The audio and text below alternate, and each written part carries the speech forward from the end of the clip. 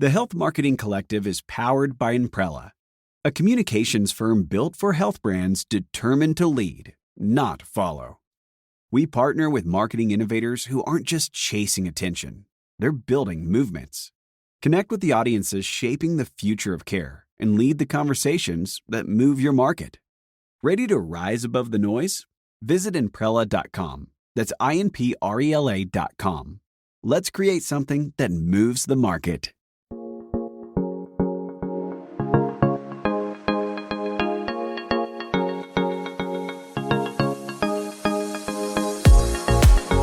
Welcome back to the Health Marketing Collective, where strong leadership meets marketing excellence. I'm your host, Sara Payne. Today, we're talking about a moment most marketing leaders know well. You're at a national sales meeting, big room, packed agenda.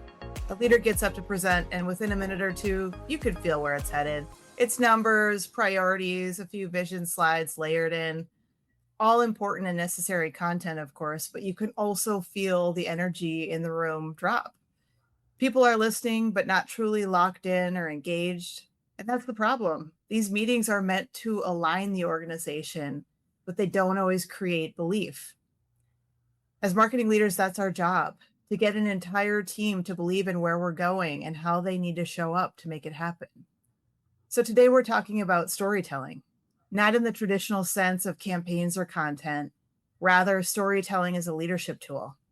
The kind that creates belief inside of an organization, moves a room, gets a sales team bought in, and makes executives lean in. To dive into this topic, I'm excited to welcome Emily Hansen back to the show. She is Senior Director of Market Development at Axogen, which is a leader in surgical innovation for peripheral nerve repair. She's also a longtime friend of mine. Emily, welcome back to the show. Glad to be back. Are you going to get like multi-timers jackets like SNL? I feel like that could be a fun thing that we could do, Oh my God, I love it. You're getting your two-timer jacket today. It doesn't sound like a great. We need a different frame for that. We'll rebrand Great it. idea. Well, no, welcome back. I'm excited to have you here. Something you said recently just really caught my attention, and that was that the most expensive 20 minutes of your year are the ones where nobody listens.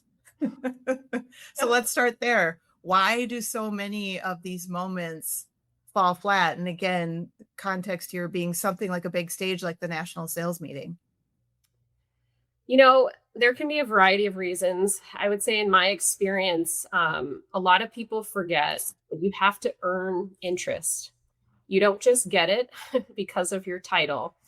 And if you start with slides, that's the biggest mistake that you can make. And I feel like people really tend to focus on what is the content, what is the information that I want to share. It's very much, what do I want to say? What do I want to communicate about the results? And that really can kind of drain the energy. It drains the opportunity for connection in creating any type of special movement on stage. And so I think the biggest mistake that unfortunately I've sat through several of these is you see a bunch of slides with a lot of graphs and a lot of charts and a lot of bullet points and content, and nobody's paying attention. The first 2 minutes, you might have a little bit of excitement because, you're coming out on stage and, hey, we're going to talk about this. And then for 18 minutes, it just kind of goes way down into a dip. And then when you say, all right, now I'm going to wrap it up and move on to the next, and all of a sudden people are looking up from their phones again and clapping. And I just think it's such a big missed opportunity that really could be avoided with just a little bit more critical thinking and better planning. Yeah. And I know, because we've had conversations around this, that you've been getting really strong positive feedback from your executive team and sales team recently, that your presentations are resonating in a different way. And so let's unpack that a little bit. I know it feels awkward because it feels like a brag moment for you, but I think there's something to be learned here. This is why I wanted to have this conversation. Let's talk a little bit about that feedback shift you've been getting, and let's talk about what changed. I think it's a great point. And what I've had to learn along the way, because I haven't always done a great job with this, I think earlier in my career, I was taking a lot of feedback from a lot of different people. And many times, some of those feedback points were contradictory in and of themselves. And everyone has personal interests and preferences. And so, one of the things that I've really tried to do is come proactively with just a very simple framework or outline for here's what I want to do. Here's the key points that I want to make. I've got 20 minutes.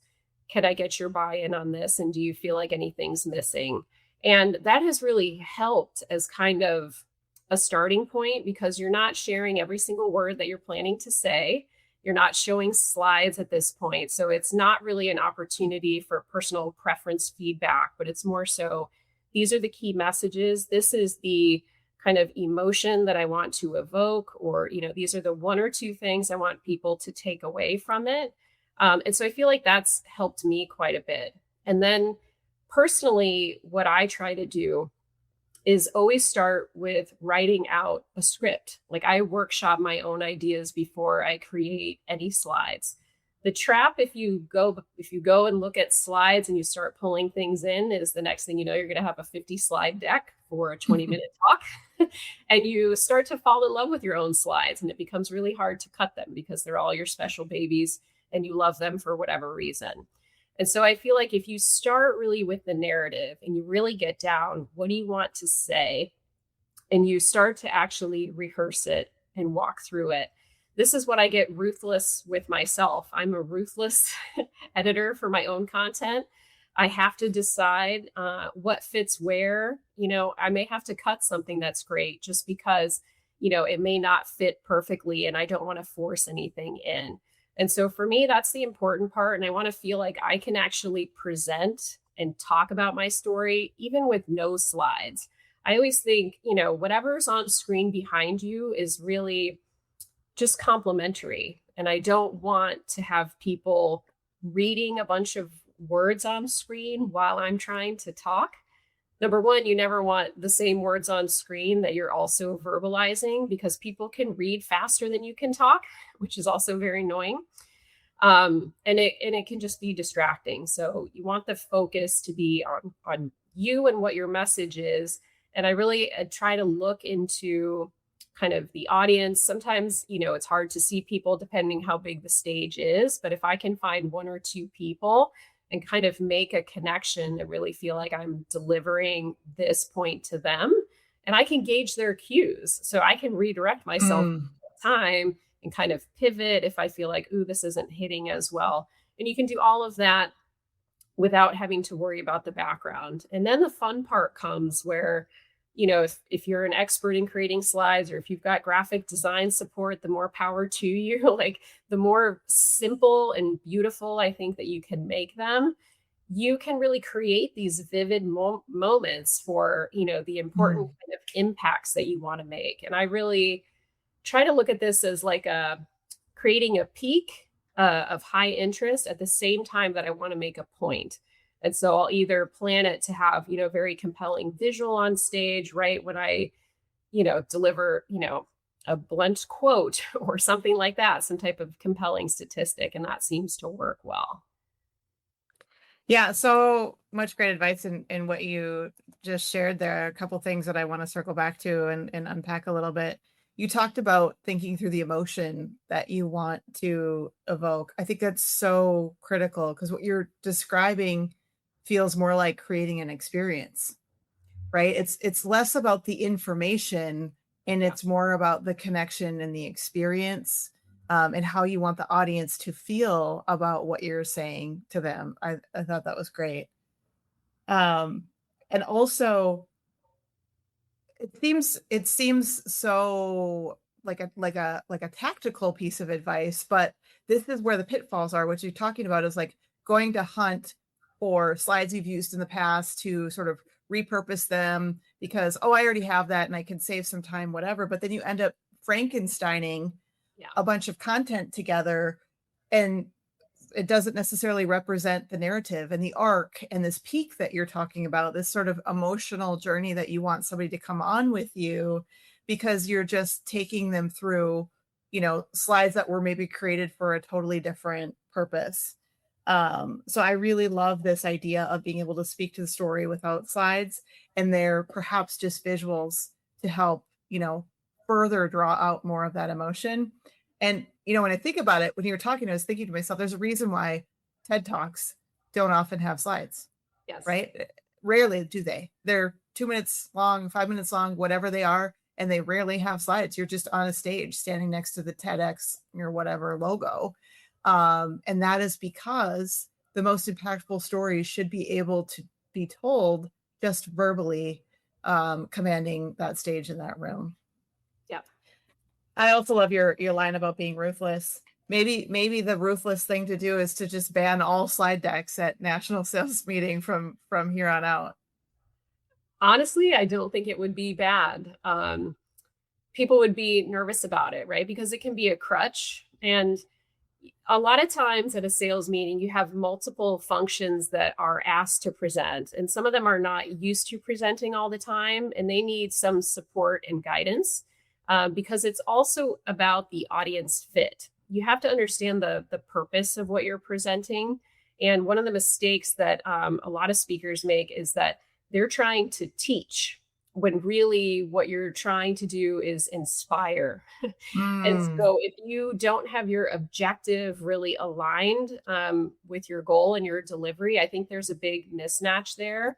And this can even be the same for like industry talks and things like that, where, HCPs are presenting and maybe they've had to suffer throughout their careers listening to poorly designed presentations, through their residency and fellowship training and things like that. But it doesn't mean that it has to stay the same way. And so, you brought up again the experience piece and trying to design an experience for your audience that will help them most ideally take action in their own best interest is always what I want them to do. And that can be through any type of, functional specialty, whether you're in marketing or operations or sales. You're always trying to move people to do something or believe something. And so designing something in a compelling enough way for that is really important. Yeah, I'm glad you brought up industry events, and also people that come from other roles and background and experience that may not be in a marketing function, because those of us in marketing positions, communications positions, are often responsible for helping to get our colleagues with those clinical titles, backgrounds, et cetera, onto those industry stages. And then it is therefore our responsibility to help them to be able to be at their best in those moments and providing some of that coaching and guidance for them as well. And in your role in market development, you actually do quite a bit of presentations to a clinical audience. And so, you're not just talking about inspiring a sales organization, you're talking about inspiring a clinical audience as well. What's been your experience with that? I find that they are really receptive to new ways of presenting. So part of this is maybe taking down your fear a little bit and worrying that you might lose credibility if you don't sound interesting. I think it's actually or by trying to be interesting, I think it's actually the opposite. Like in my mind, no one ever lost credibility by being interesting. You also need to think about just the tone and the pitch of your voice and the pacing of how you're talking. You don't have to speak slowly, but you can speak quickly and have quick pauses in between. There's a difference. I can watch two different people present at the same meeting on a similar topic. And in one hand, I can see people looking down at their phones, whether it's social media, maybe some people are taking notes, and seeing another person present, every device is down and their eyes are glued on this person. And they're like, wow, I never knew this information. And so it's also just about the packaging of it, I think, especially when you're trying to present data, because data and numbers can be a little bit boring and they also may not be as relevant to people. But when you can try to humanize things, if you have an opportunity to do that, I think it helps them too. Yeah, love that. And I think that's where some of the tension is. You brought up the numbers, right? I think that's where the tension is for marketing leaders or for other leaders as well, is there's this sort of, you feel you need to cover the business, the metrics, the priorities, etc. But you also know what you're talking about here is like that's not what's really going to move people. And so really trying to find a way to balance that. How do you show up in those moments where you know you're in front of stakeholders who are going to quote want the slides, right? Or they're going to want the metrics. For you now being in this sort of, growth and development pattern where you're like, that's not going to really resonate and inspire people, but in some audiences you have to deliver that. So how do you handle that balance? Yeah, maybe I shouldn't say this because the way I handle it is perhaps not what I would recommend to everyone. But um, there's a difference between, and I understand sometimes you have to negotiate those things. And, you may be asked to include a specific slide or something like that is going to fall flat with the audience. And what I tend to do in those situations is say, okay, I'll put it in. And then when that slide comes up, I'm telling the story that I want to tell. I'm not telling all the bullet points on it. And what I found is, I think a little bit of compromise there. And then also knowing that, when you're up on stage, whether it's big stage, whether it's a meeting room or, an executive boardroom, when you're talking and you're commanding the room, that's when people are paying attention. And I truly feel that, all of the executives and the leaders, that's really what they want at the end of the day, is that they want attention. They want people to notice what the results are, and it's less important about the delivery. But again, if you can shift the conversation as much as possible away from how all the slides look, you have the best opportunity. If you can't do that, my advice is make those negotiations and compromises, but think about how you can still tell the story in your way. Because at the end of the day, being interesting is the listener's experience. It's Yes. not you. And that's another mistake too that people make is, really like anyone who's, even an entertainer, right? Not saying that what we're doing when we're presenting is similar to like Kevin Hart doing a stand-up comedy show or something, right? But their job is to entertain, and it's all about them and getting the laughs, right? And when you're a leader, your focus should not even be on yourself at all. It really needs to be on your audience and the listeners, and how can you move them to take action in their own best interest. I love that. So well said. I want to go back to your earlier point where you're talking about finding the human in the story and really drawing out those human elements. Because I know you've had an opportunity to do this more specifically based on some market research that the organization invested in, and being able to have some new testimonials and data around the human experience to work with. But I want to go back to the feedback that you were getting. Yeah. You're humble, so you're not going to always want to share that. But my point here is that what I noticed when you shared this with me is that the feedback, what you were specifically getting feedback on, was the human element of the story, where people were like, you presented, you left the room, and people like tracked you down in the hallway, in the parking lot, whatever, and are like, wow, that really resonated with me. I've been with this company X number of years, and this is the first time it's really hit me in a way I hadn't really thought of before. Tell us a little bit. This is my version of the story. I don't know how accurate I'm getting it, but like, tell us a little bit about that. Like, we all know we should be telling human stories, but I want you to share the actual reaction you got from both sales and executives when you were able to deliver that at a different level than you'd ever done before.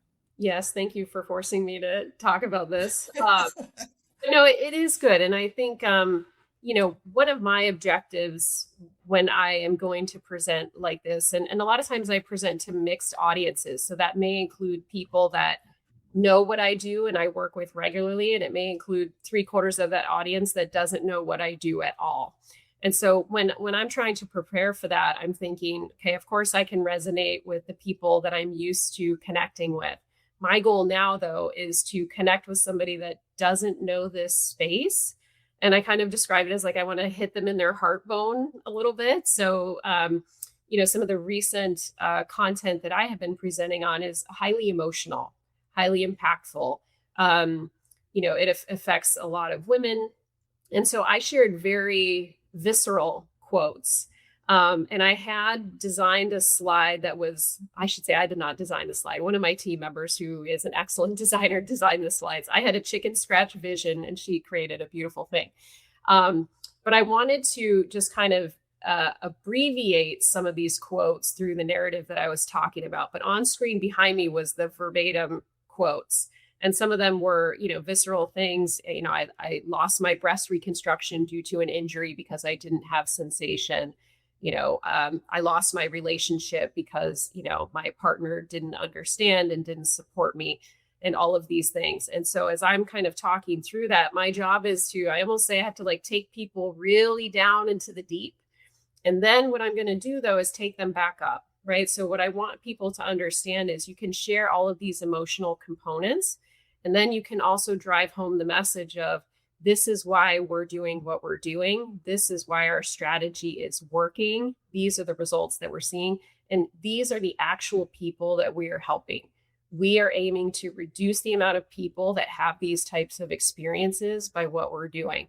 And so some of the specific feedback that I got that I was like most proud of was some of the other sales team members that I don't work with regularly, many of them male, coming up to me and saying, wow, like I'm normally like a stone cold, no emotion person. And what you said like made me cry, or I was tearing up.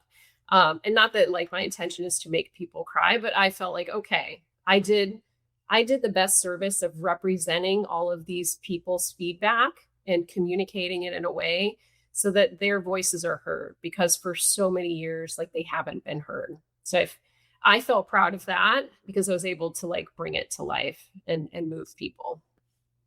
Yeah, I mean, it's a responsibility that we have. I mean, we're all in healthcare and do what we do because we believe in the impact we're going to have on positive impact we're going to have on people's lives. And it isn't every day or even every year that we have access to these kinds of powerful stories. But I think your point here really underscores the importance of like never giving up on making that a priority, right? Whether it's a priority from an investment standpoint, which is what you all did in investing money in the market research to go collect those stories, or it's in time of connecting, with whoever has those downstream relationships, right? To try to get the direct access that you need, time to document those stories, time to get permission to retell them.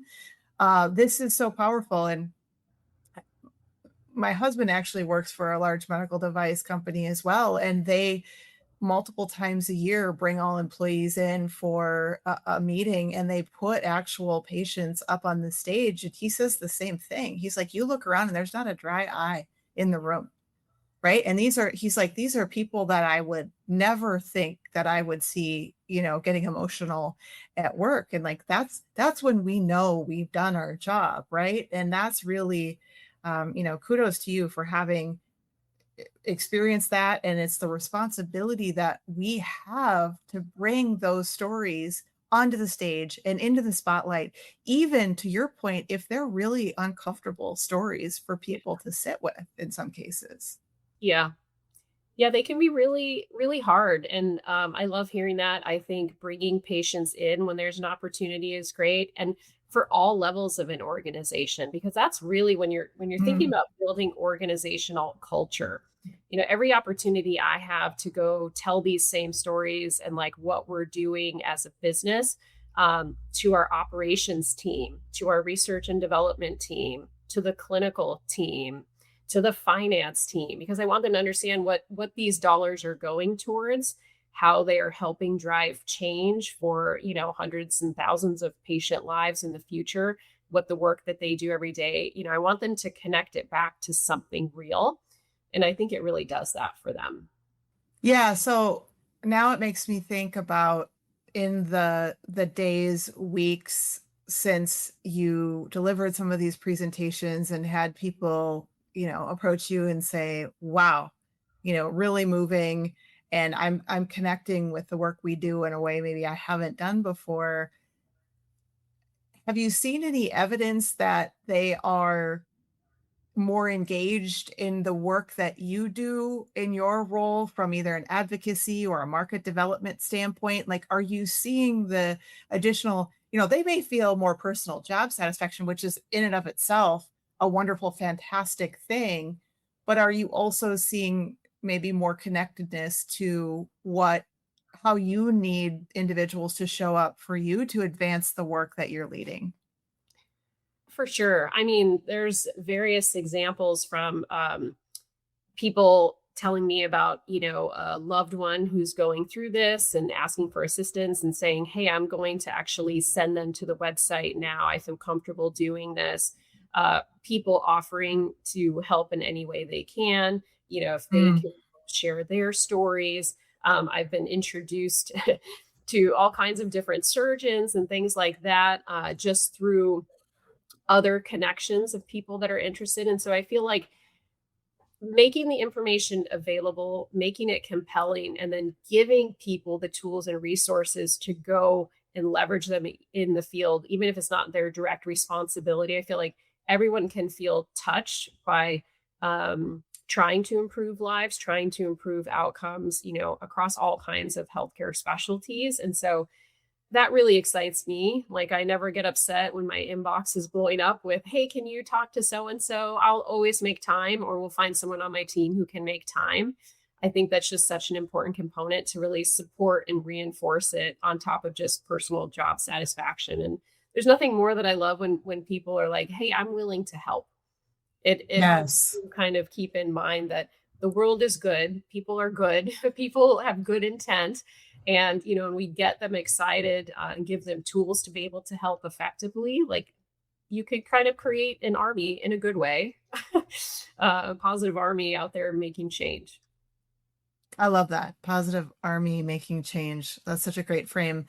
Have there been any moments where someone repeated your messaging or your narrative back to you, or you witnessed them out in the wild doing it on their own, and you're like celebrating those little wins of seeing the army out there spreading, the word? Yes, quite a few times. So I travel out in the field with our sales team. And so I'm able to, sometimes by them watching me present something, I think it gives them a new or different way to, or like a little note to think about, oh, hey, maybe I will say this when I'm explaining something. And so I've been able to kind of witness that, which I really like. And just seeing, even the clinicians that I present to regularly will come up and tell me, hey, thank you for that. Now, I feel less uncomfortable about having some direct conversations with my patients, or, wow, I didn't even know this was such a big problem. Like, I had no idea. Thank you for uncovering this and also giving us some tools and resources for how to more effectively communicate with our patients. So, to me, that makes me happy as well, because again, giving more voice and more life to all of these people that have shared their stories with us, I think is really continuing to create momentum. And then it helps others be able to share the stories and tell the stories even in their own words. And so I love hearing the creative ways that people will start talking about this and spreading the message. Yeah, I love that because it's one thing for us as marketing leaders to show up in this way, and it's another thing for us to inspire a sales organization enough to be able to shift their own delivery methods and their own stories that they're telling out there. I mean, that's the ultimate success, right? Is when that trickle down effect can happen, because that same moment of aha, of emotional resonance that they had, that's what we want for their target audience as well, and the people that are making those critical decisions. So yeah, I mean, again, it's step one is get the marketing organization aligned on this level of emotional resonance, and then the ability to then influence how that message is showing up in the marketplace. Yeah. I mean, it's something that I would encourage all marketers to do, right? And it can be a bit more normal to, work in your office day to day and create materials and create content and create assets for a sales team. But if you don't take the additional step to actually go see, number one, how are they used and how are they communicated? And then also, are they received the way that you're intending?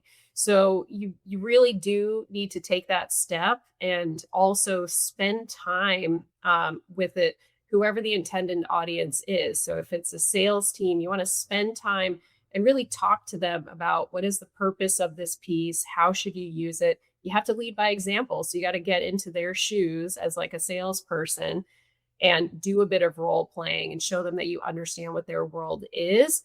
And then even for the end users, like I check myself. So, I was just in Chicago last week and we have just created a whole bunch of new marketing materials. And so I brought some to dinner. And at dinner, I was talking through them and talking through some of the new visuals and getting feedback. What do you guys think of this? Will this be helpful in your practice? And so I was able to get a lot of great feedback. They asked to have a bunch of copies of them in their office, which is always a great thing. But I feel like that extra step of explaining to them how to use these tools in patient consultations and how it can make their job a little bit easier, because as clinicians, they're very busy and very limited time. So anyway, hot tip for the marketers is check your work. It's an important step to do. Sometimes we can look at it and we think it looks beautiful or perfect, but we haven't taken that final step to check it.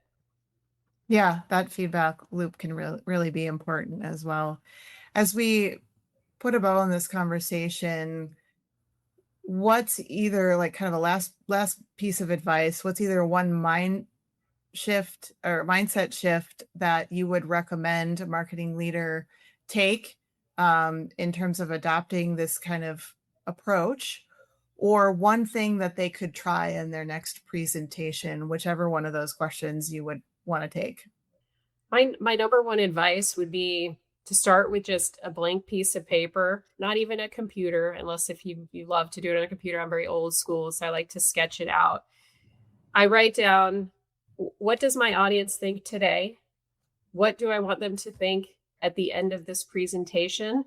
And then I'll typically just create like 3 boxes, kind of like a ladder of, what are some of the ideal points of how am I going to bring them to this new state? And I think even if you just do that, it will give you a lot more clarity. And again, remind you that the goal of whatever you're presenting is to engage the audience. And it's not for you to just share all of the information. So you can use that kind of output as a way to edit yourself and frame yourself as you start designing your presentation. I love that. Great advice. And this conversation has been just such a good reminder that these moments really do shape how an organization thinks, acts, and shows up in the marketplace. And when we get it right, it can be a catalyst and an inspiration, which is exactly what we want as a marketing organization. Emily, this was so good. I'm really glad we did this one. Thank you. Awesome to be here and always fun to talk about storytelling. Thanks for having me. Yeah. And how can folks get in touch with you? The best way to find me is on LinkedIn. So feel free to connect with me, send a message there. I love meeting new people in this space and in other spaces. I think we have a lot to learn from each other, even across specialties. So happy to connect. Amazing. Again, thanks for being here. Thank you. That's a wrap for today's episode. Thanks for tuning into the Health Marketing Collective, where strong leadership meets marketing excellence, because the future of healthcare depends on it. We'll see you next time.